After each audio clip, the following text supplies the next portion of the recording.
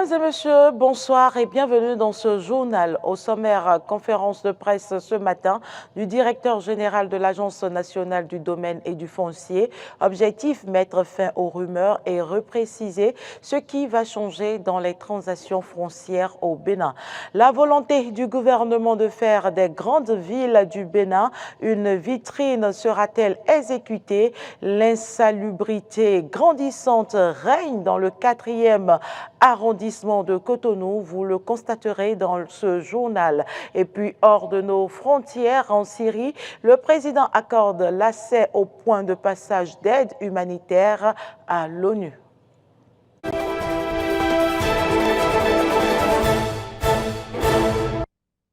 Merci de toujours nous préférer pour vous informer. Je l'annonçais dans les titres, le directeur général de l'Agence nationale du domaine et du foncier a rencontré la presse ce matin pour un briefing sur la date butoir du 14 août 2023. L'objectif est de mettre fin à certaines rumeurs et de repréciser ce qui va changer dans les transactions foncières en exécution à la loi 2017-15 du 10 août 2017 modifiant et complétant la loi numéro 2013-01 du 14 août 2013 portant code foncier et domanial en République du Bénin. On écoute Victorien Koubleno. Je voudrais commencer par rappeler à l'entame que contrairement aux interprétations relayées par divers canaux et particulièrement sur les réseaux sociaux, l'expiration de la période transitoire n'a pas un lien direct avec l'obligation d'obtenir l'attestation de détention coutumière, sauf que cet acte permet à celui qui l'a obtenu de demander un titre foncier. Il faut surtout rappeler qu'indépendamment de l'expiration de la période transitoire et conformément à l'article 507 du Code foncier et domanial, une convention de vente ne devait être affirmée que lorsque le terrain est couvert au moins par une attestation de détention coutumière spécifiquement en milieu rural. Deuxième chose, aucun test n'a prévu la conversion systématique des biens, des terres ou des parcelles des citoyens dans le patrimoine de l'État pour défaut d'y détenir un titre foncier ou l'attestation de détention coutumière, et ceci à partir du 14 août 2023. Contrairement aux interprétations relayées par divers canaux et particulièrement sur les réseaux sociaux, l'expiration de la période transitoire n'a pas un lien direct avec l'obligation d'obtenir l'attestation de détention coutumière, sauf que cet acte permet à celui qui l'a obtenu de demander un titre foncier. Toute personne qui prendra l'initiative de vendre une parcelle ou un bien bâti ou non doit s'assurer que lui-même dispose d'un titre foncier. Autrement dit, il doit se faire délivrer un titre de propriété, un titre foncier, avant de vendre. Si un présumé propriétaire, c'est-à-dire le détenteur d'un terrain non pourvu ou nanti de titre foncier, prend l'initiative de vendre son terrain à compter du 16 août 2023 ou du 15 août 2023, il doit s'adresser d'abord à l'Agence nationale du domaine et du foncier pour se faire délivrer le dit certificat d'appartenance. Le ministre des Affaires étrangères Olusegun Adjadi Bakari a présenté à la presse mercredi les grandes décisions du double sommet UEMOA-CEDEAO auquel le chef de l'État a participé. Le double sommet des chefs d'État de l'Union économique et monétaire ouest-africaine et de la Communauté économique des États de l'Afrique de l'Ouest s'est tenu samedi et dimanche dernier en Guinée-Bissau. Suivez un extrait de ces propos. L'Afrique de l'Ouest, de ses propos. Le président Patrice Talon a défendu et a porté auprès de la conférence des chefs d'État la nécessité pour nous aujourd'hui, après un certain nombre d'années de fonctionnement, de pouvoir revoir et harmoniser en fait le fonctionnement et les textes qui régissent notre union. Et donc là-dessus, le président de la République a sollicité, a souhaité auprès de ses pairs que ce soit un sujet qui soit traité avec diligence pour qu'on s'assure que nous ayons une cohérence globale et que cela puisse accélérer la mise en œuvre en fait de notre intégration sous-régionale. Donc voilà en ce qui concerne le sommet extraordinaire de l'UEMOA. Ça s'est passé donc le samedi et le dimanche, il y a eu le sommet ordinaire de la CEDEAO à l'invitation du président général Umaro Sissoko Embalo, président de la République de Guinée-Bissau, et a permis en fait de traiter un certain nombre de sujets. Le premier point, c'est sur les défis sécuritaires. Vous n'êtes pas sans savoir que c'est un des principaux challenges que nous rencontrons dans la sous-région aujourd'hui. Et donc, nos chefs d'État ont pris, avaient déjà la mesure, mais ont pris la mesure en fait de la situation dans laquelle nous sommes aujourd'hui et de l'urgence d'action. Et donc, de ce fait, il a été décidé par la conférence des chefs d'État de mettre en place une troïka présidentielle constitué des présidents général Embalo de Guinée-Bissau, du président Bola Ahmed Tinubu du Nigeria et du président Patrice Talon du Bénin. Cette troïka présidentielle va travailler et revenir sous 60 jours avec un plan d'action concret et un plan d'action précis sur ce que nous devons faire d'un point de vue sécuritaire pour pouvoir contrer les menaces, les différentes menaces auxquelles nous devons faire face. Et les présidents, les chefs d'État sont déjà au travail aujourd'hui pour pouvoir accélérer en fait la présentation de ce plan. Sur la question de la monnaie unique, qui est une question également importante, les chefs d'État ont pris acte du fait que nous avons connu un certain retard dans la mise en œuvre de cette monnaie commune et donc ont instruit les différents gouverneurs, donc gouverneurs de la Banque centrale des États de l'Afrique de l'Ouest, le président du Conseil des ministres de l'UEMOA, les représentants du Cap-Vert, du Ghana, du Nigeria, pour travailler en fait sur un plan d'action précis et concret pour aller vers cette monnaie commune de l'éco, avec probablement des phases qui seront des phases intermédiaires. L'agence World Contact organise du 26 au 29 juillet prochain à Cotonou la première édition du Salon des banques, assurances et microfinances. Objectif, permettre non seulement aux PME et PMI de connaître les services que peuvent leur offrir ces institutions du secteur financier, mais aussi à ces institutions de mieux appréhender les besoins de leurs clients. Au détour d'une conférence de presse animé hier, Jean-Baptiste Roukonon, commissaire du salon, a annoncé l'événement. Écoutons-le pour plus de détails. Au Bénin, comme dans beaucoup de pays de la sous-région, les institutions du secteur financier, banques, assurances et microfinances, jouent un rôle très important. Elles sont pour les entreprises ce qu'elles sont pour la respiration humaine. Malheureusement, ces dernières, en l'occurrence les PME, PMI, n'arrivent pas toujours à répondre, à comprendre et ou à connaître tous les services que peuvent leur offrir ces institutions. De même, ces institutions n'appréhendent pas toujours les besoins de leurs clients qui les accusent à tort ou à raison.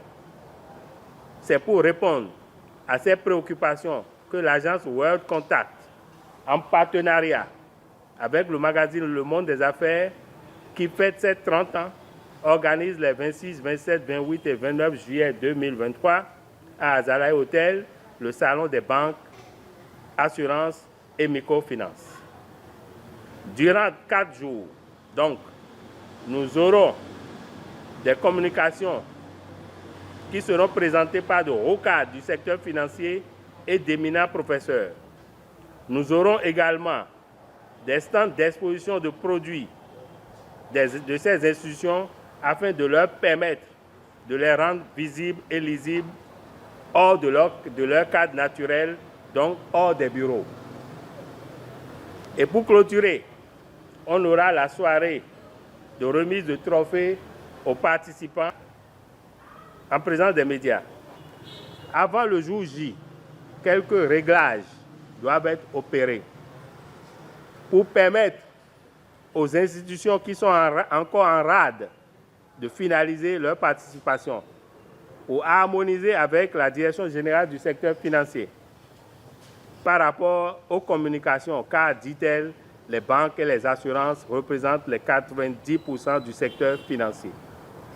Pour éviter que cette édition spéciale soit bâclée par la précipitation, donner une satisfaction totale à nos partenaires, car comme on le dit dans notre jargon, il faut pouvoir créer un compte affectif chez les clients. Enfin, permettre aux communicateurs d'être prêts et disponibles, certains venant de l'étranger. Une délégation conduite par le chef du 4e arrondissement de Cotonou a fait une descente sur les berges lagunaires de cet arrondissement. Objectif, sensibiliser pour la énième fois sur la nécessité d'assainir le cadre de vie. Certains ghettos aussi ont été démolis. Reportage. Le Bénin est en chantier et donner une nouvelle image au quartier phare de la capitale économique et les rendre plus attractifs est la volonté de l'actuel gouvernement de Patrice Talon depuis maintenant plusieurs mois. Mais certains habitants du 4e arrondissement de Cotonou semblent ne pas accompagner cette politique. Plusieurs fois, le chef de l'arrondissement a fait des descentes sur les berges lagunaires et dans les ghettos. Au cours de cette dernière opération, il y a eu de casse et ce n'est qu'une sommation en croit le chef du 4e arrondissement de Cotonou. La situation sera musclée parce que au moins au 4e arrondissement que je dirige depuis quelques années, ça fait plusieurs sommations que nous avons eu à adresser à ces populations indélicates qui ne veulent toujours pas comprendre. Vous avez vu avec moi, les gens installer des toilettes par-ci, par-là, au bord de l'eau, et que nous avons détruit devant vous. Et donc je crois que la suite, ce serait maintenant les cabanes qui sont érigées le long de cette berge. C'est la suite. Nous allons les dégager et là, on ne pourra plus nous dire on n'a pas été averti, on n'a pas été... C'est tout, talons se baillir parce que n'importe qui pisse chez lui, c'est talent. Alors que bon, on les a devant vous, nous avons sensibilisé et dit est-ce que vous-même vous pouvez rester dans ce désordre-là? Parce que si vous êtes malade, le social, c'est le gouvernement. Saleté dans les cabanes, tas d'ordures devant chaque case de ces quartiers situés à seulement quelques mètres du grand marché d'Antokpa. Les habitants même n'ignorent pas les dangers auxquels ils exposent leur organisme. Au moins prendre soin de la salubrité. Parce que là où tu vis, c'est là où il y a ton âme, ton esprit et ton corps. Si toutes ces choses-là sont malades, toi aussi tu es malade. Vraiment, si tu restes dans les deux ponts, puis regarder les berges de la Gounaie, c'est trop sale. Je demande au chef de l'État de regarder le volet social et de venir voir ces enfants qui sont aux berges de la Gounaie et les déloger pour aménager la berge de la Gounaie comme il avait fait derrière l'hôtel du Lac. La délégation du chef de l'arrondissement est aussi descendue dans les rues du PLM à Lejo. Cet espace qui a servi à la Conférence nationale des forces vives de la Nation de février 1990. 33 ans après, voici ce à quoi il ressemble. Délabré, inhabité, il est plutôt habité par des divorcés sociaux. Trop de ghettos qui se sont érigés dans l'enceinte du PLM. Quand on les envoie en prison, ils font quelques mois, on les relâche. Mais nous avons décidé, si nous prenons quelqu'un maintenant, nous allons le photographier, nous allons penser en pointe. Et si on le reprend, et là, la punition ne sera plus la même. La police républicaine et la police municipale accompagnent pleinement cette initiative pour imposer aux populations le respect des dispositions prises par le gouvernement. Actualité en dehors du Bénin, le président Hassan Sheikh Mohamoud est à la recherche d'un consensus sur la réforme des institutions. À l'agenda de ces rencontres qu'il a entamées hier avec les anciens chefs d'État, la lutte contre les chebabs et cette proposition de réforme profonde des institutions du pays qui a fait face à de fortes critiques. Laurent Toneikes. Le président Hassan Sheikh Mohamed entend répondre aux craintes des partenaires internationaux de son pays pour qui les querelles politiques fragilisent les gains faits sur le terrain contre les djihadistes. C'est dans cette optique qu'il a réuni l'un de ses prédécesseurs à la Villa Somalia, Sheikh Sharif Ahmed, ainsi que plusieurs anciens premiers ministres. L'ancien président Farmajo, quant à lui, s'est fait excuser officiellement pour des raisons personnelles. Tous sauf Farmajo ont la particularité de s'être opposés en mai au projet de réforme des institutions formulé par le Conseil national consultatif, composé du gouvernement, de 4 dirigeants régionaux et du maire de la capitale. Ce projet, soutenu par l'ONU, prévoit de dépasser l'actuelle architecture clanique des élections et d'introduire le suffrage universel dès 2024 et un système présidentiel pour le pays. La Villa Somalia a donc fait savoir que le chef de l'État voulait entendre leurs idées, car pour l'instant, le projet est compromis par leur refus, ainsi que celui du président de l'État de Puntland, qui a d'ailleurs pris ses distances avec le gouvernement fédéral. Or, le représentant de la mission de l'Union africaine en Somalie, ainsi que les chancelleries les plus influentes, estiment qu'une telle réforme ne peut être viable que s'il y a consensus. Le président syrien a donné l'autorisation à l'ONU d'accéder au principal point de passage de l'aide humanitaire. Il a décidé de son plein gré de l'ouvrir pour 6 mois. Le président syrien a donné l'autorisation à l'ONU d'accéder le principal point de passage de l'aide humanitaire. Il a décidé de son plein gré de l'ouvrir pour 6 mois. La Syrie a annoncé hier laisser le passage principal accessible pour 6 mois, par lequel transite 85% de l'aide. Au total, ce sont 2,7 millions de Syriens d'Idlib qui pourront encore recevoir de l'aide. L'ambassadeur syrien Bassam Sabah a affirmé que le gouvernement de la République arabe syrienne a pris la décision souveraine d'accorder à l'ONU la permission d'utiliser le point transfrontalier de Bab al-Awa pour livrer de l'aide humanitaire aux civils qui en ont besoin dans le nord-ouest de la Syrie. Depuis 4 ans, les renouvellements du passage humanitaire faisaient se réjouir régulièrement des bras de fer entre la Russie et le reste du Conseil de sécurité. Depuis lundi, Bab al-Awa était fermé, car la Russie avait mis un veto à son prolongement de 9 mois et s'était montré inébranlable. Seul son projet de 6 mois supplémentaires était envisageable. Mais comme il attaquait les sanctions, ces derniers, soulagés de voir que l'aide pourra continuer à affluer, sont cependant inquiets que l'ONU et l'aide qu'il finance largement dépendent désormais du bon vouloir de Damas. Des diplomates du Golfe et d'Afrique y voient un signe d'ouverture de plus de Bachar el-Assad, un gage en faveur de sa réhabilitation. Et ce sera tout pour cette édition. Merci pour l'attention. Les informations se poursuivent sur nos différentes plateformes Facebook, Twitter, YouTube et sur notre application Eden TV Diaspora FM téléchargeable sur Play et App Store. À très bientôt.